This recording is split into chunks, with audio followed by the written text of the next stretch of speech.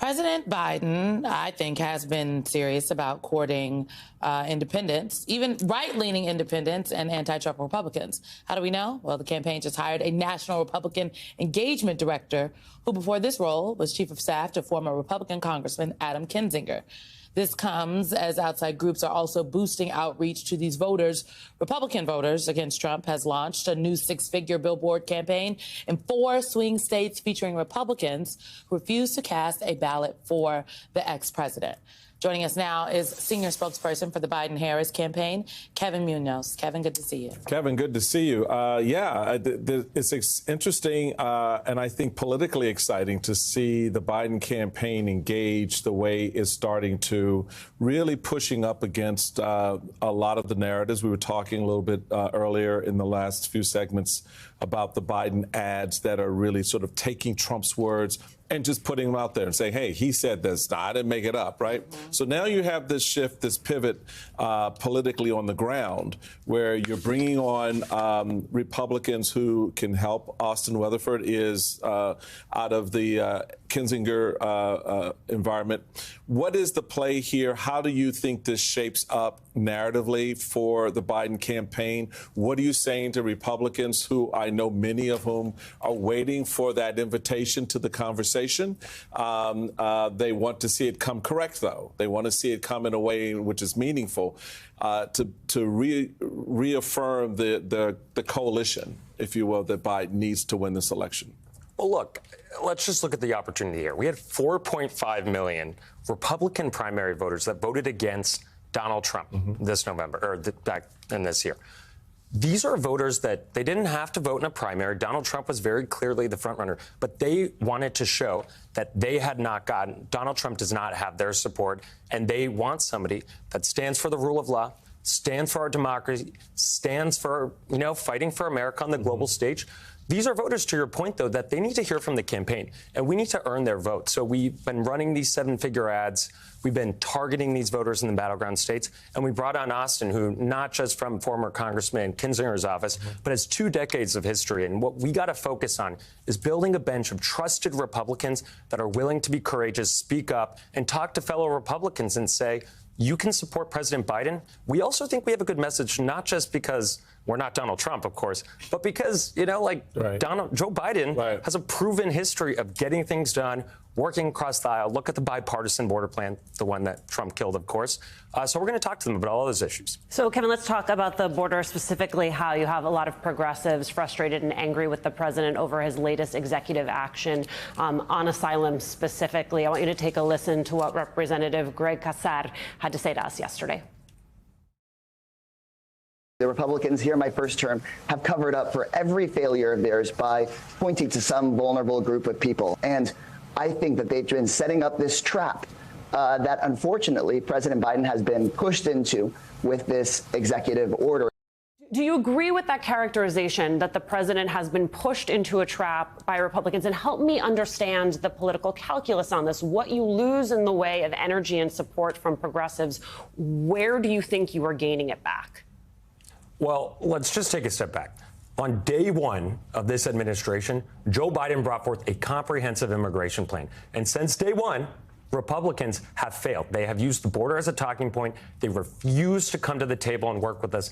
And even despite that, Joe Biden was able to negotiate a bipartisan border plan that would have provided long overdue resources to help secure our border, provide more resources for immigration courts, to help expedite green cards for a lot of these people that need more pathways to citizenship. And what happened? Donald Trump killed it. He killed it not once, but he killed it twice. And so we are in this position where we were forced to take an executive action that helps address what we can do and what we cannot do with very limited resources. And we have to be honest about that. That does not mean the fight for comprehensive immigration reform is over. You heard Joe Biden talk about it earlier this week, that the fight is far from over. But we do need to be honest about the fact of the matter. The American people, they don't want, they demand action when it comes to a broken immigration system. An overwhelming majority of Americans support this action. They support comprehensive immigration reform. And I think we have to remind voters that we got to work for them. So, Kevin, before I let my friend Simone jump in, I just want to ask you really quickly as a follow-up there. There's been a lot of reporting about the possibility then of the administration. I understand you were on the campaign side, considering then ways in which they could address challenges in immigration on the interior, including parole in place for spouses of American citizens. Do you think that is something we could see as soon as this coming week?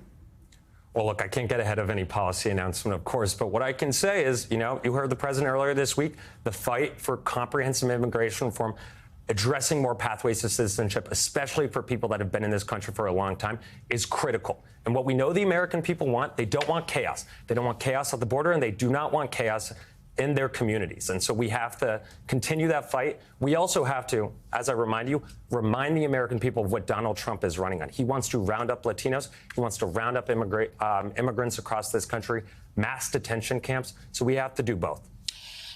Kevin, in the time that we have left, I think that a lot of times when folks talk about engaging, we talk a lot about the need for the Biden campaign to engage Republicans, because that is a part of the president's coalition, moderate Republican voters and independents. But then we talk about the need to gin up the base as well and treat base voters like persuadable voters, young people, women, Black voters, Latinos.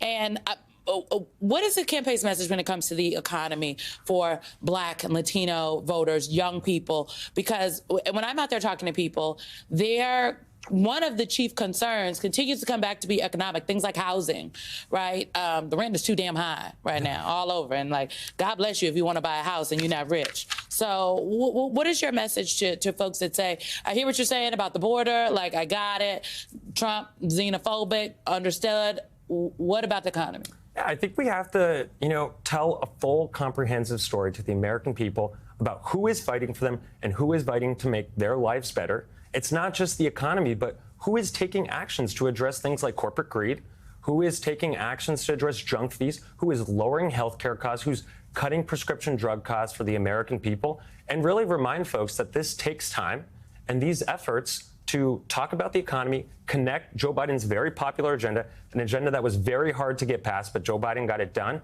and remind them that not only did he make Washington work, but Donald Trump, he wants to undo all of that progress. He wants to increase healthcare costs. He is having big oil execs write his own executive orders that they max out to his campaign. So we got to do both. We also got to do it by showing up where voters are at. We know they're not watching the news every single day. They're on TikTok. Well, they're watching the weekend. They're watching the weekend.